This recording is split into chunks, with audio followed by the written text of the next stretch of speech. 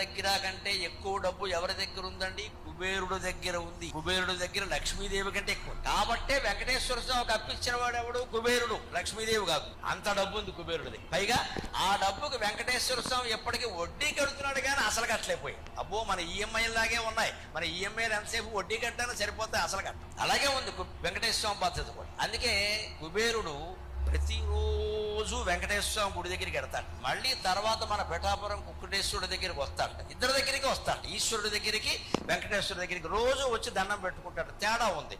వెంకటేశ్వర స్వామి దగ్గరికి ఎందుకు వెడతారంటే బాకీ వసూలు చేసుకోవడానికి. శివుడి దగ్గరికి ఎందుకు వస్తారంటే ఆ డబ్బు పుచ్చుకోవడానికి, ఇస్తాడు కాబట్టి. శివుడు ఇచ్చేవాడు, వెంకటేశ్వర స్వామి బాకీ ఇచ్చేవాడు.